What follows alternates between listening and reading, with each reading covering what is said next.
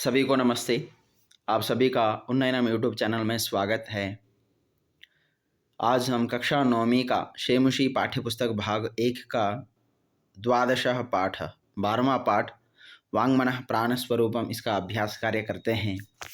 वाङ्मनः प्राणस्वरूपम वाणी मन और प्राण का स्वरूप। इसका प्रथम अभ्यास है एक पदेन उत्तरम लिखत अन्नस्य कीदृशः भागः मनः।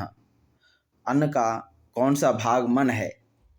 तो अनिष्टः माने सूक्ष्मतम भाग, जो अन्न हम ग्रहण करते हैं उसका सूक्ष्मतम भाग ही अन्न है, मन है। मथ्यमानस्य दध्नः अनिष्टः भागः किं भवति? मथ्यमानस्य मथा जाता हुआ दधी का सूक्ष्मतम भाग क्या होता है? सर्पिः मक्खन। मनः कीदृशं भवति? मन कैसा होता है? अन्नमयम अन्न का विकार होता है। तेजोमयी का भवति? तेज युक्त तेज का विकार क्या है? तो कहते हैं वाग वाणी। पाठेस्मिन् आरुणिः कम उपदिशति? पाठ में या इस पाठ में आरुणि किनको उपदेश देते हैं? तो श्वेत केतु को देते हैं। वत्स चिरंजीव इति कह वदति? बेटा चिरंजीव हो, चिरकाल तक जीवो, ऐसा कौन बोलते हैं? आरुणिः। अयम पाठः कस्मात् उपनिषदः संगृहीतः? यह जो पाठ है वह किस उपनिषद से लिया गया है, संग्रह किया गया है? तो छांदोग्य उपनिषद से इस पाठ को लिया गया है। प्रश्न संख्या द्वितीयः अधोलिखितानां प्रश्नानां उत्तराणि संस्कृत भाषया लिखत। जो नीचे लिखे हुए प्रश्न हैं उनके संस्कृत भाषा में उत्तर लिखने हैं। श्वेतकेतुः सर्वप्रथमम् आरुणिं कस्य स्वरूपस्य विषये पृच्छति? श्वेतकेतु सबसे पहले आरुणि से किसके स्वरूप के विषय में पूछते हैं? तो उत्तर है श्वेतकेतुः सर्वप्रथमम् आरुणिं मनसः स्वरूपस्य विषये पृच्छति।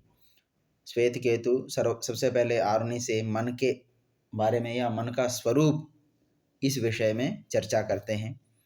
आरुणि प्राणस्वरूपम कथम निरूपयति? ऋषि आरुणि प्राण स्वरूप किस प्रकार निरूपित करते हैं? प्राण का स्वरूप। तो उत्तर है आरुणि प्राणस्वरूप विषये कथयति यत् पीतानाम अपाम यो अनिष्टः स प्राणः भवति। आरुणि प्राण के स्वरूप के विषय में कहते हैं जो जल हम पीते हैं उसका सूक्ष्मतम भाग ही प्राण होता है। मानवानां चेतांसि कीदृशानि भवन्ति? मनुष्यों के चित्त किस प्रकार के होते हैं? मानवानां चेतांसि यादृशम अन्नादिकं गृह्णाति तादृशानि एव भवन्ति। मनुष्य के जो चित्त हैं जैसा अन्न ग्रहण करते हैं उसी प्रकार के बनते हैं। सर्पिः किं भवति? मक्खन क्या होता है? तो कहते हैं मथ्यमानस्य दध्नः यो अनिमा ऊर्ध्वा समुदीशति तत्सर्पिः भवति। मक्खन क्या होता है? तो कहते हैं मथे जाते हुए दधी में से जो सूक्ष्मतम भाग जो ऊपर उठता है वही मक्खन या सर्पी कहलाता है। आरुणेः मतानुसारं मनः कीदृशं भवति? आरुणि के विचार से मन कैसा होता है, किस प्रकार का होता है? तो कहते हैं मारुणेः मतानुसारं मनः अन्नमयं भवति। आरुणि के मतानुसार उनके विचार में मन अन्नमय होता है, अन्न का विकार होता है। प्रश्न संख्या तृतीयः उसका भी अभाग अस्तंभस्य पदानि ब स्तंभेन दत्तैः पदैः सह यथा योग्यम योजयत। अभी इसे मिलान करना है। तो यहाँ पर 3 पद हैं, मनः प्राणः वाक्, और दूसरे पंक्ति में दिया है अन्नमयम तेजोमयी आपोमयः। अब इसमें मिलान करना है। तो सबसे पहला मन किसका विकार होता है? अन्नमयम, अन्न का विकार होता है या अन्न का सूक्ष्मतम भाग होता है। प्राण किसका सूक्ष्मतम भाग है? तो कहते हैं आपोमयी, जल का सूक्ष्मतम भाग होता है प्राण। और तीसरा जो बचा हुआ है वाक तेजोमयी। प्रश्न संख्या इसी का आ भाग अधोलिखितानां पदानां विलोम पदम पाठात् चित्वा लिखत। विलोम पद लिखने हैं। यहाँ पर गरिष्ठ माने बड़ा, अधः शब्द का अर्थ नीचे, एक बारम शब्द का अर्थ एक बार, अनवदीतम पड़ा।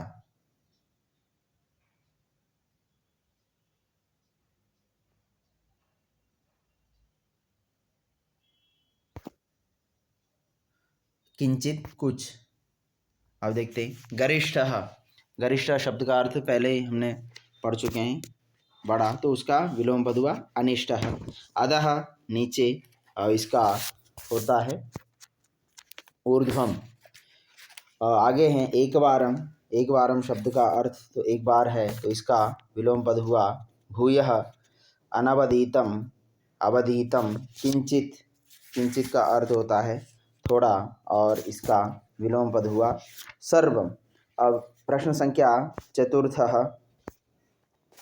उदाहरणमनुसृत्य निम्नलिखितेषु क्रियापदेषु तुमुन् प्रत्ययं योजयित्वा पदनिर्माणं कुरुत। अब उदाहरण के अनुसार निम्नलिखित जो क्रियापद हैं उसमें तुमुन् प्रत्यय का योजना करके या तुमुन् प्रत्यय मिलाकर पद का निर्माण करना है। जैसे उदाहरण में दिया प्रच जमा तुमुन् प्रष्टुम, तो इसी प्रकार श्रु जमा तुमुन् होता है श्रोतुम, वंद जमा तुमुन् वंदितुम, पठ जमा तुमुन् पठितुम, क्री जमा तुमुन् कर्तुम, विज्ञा तुमुन् विज्ञातुम, आख्या प्लस तुमुन् विख्यातुम। तो अब उदाहरण देखिए, श्रोतुम, वंदितुम, पठितुम, कर्तुम, विज्ञातुम, व्याख्यातुम, व्याख्या और तुमन व्याख्यातुम। प्रश्न संख्या 5, निर्देशानुसारम रिक्त स्थानानि पूरयत। निर्देश के अनुसार हमें रिक्त स्थानों को पूरा करना है। अहम किंचित प्रष्टुम। अब यहाँ पर इच्छ धातु है, यहाँ पर इच्छु है, क्षमा करें, इच्छ यहाँ पर है हलंत,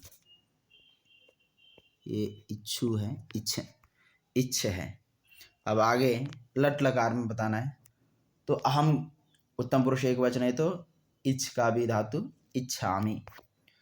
और मनः अन्नमयम, भू धातु लट लकार हैं, तो मनः अन्नमयम, क्योंकि मन जो पद है वो प्रथम पुरुष के एक वचन में प्रयोग होता है, तो वहाँ पर भू का प्रथम पुरुष एक वचन लकार में भवति। सावधानम, अब श्रु धातु है, लोट लकार में प्रयोग करना है, तो वो आरुणि से कह रहे हैं, सॉरी श्वेत केतु से कह रहे हैं आरुणि, तो यहाँ पर होगा सावधानम श्रेणु।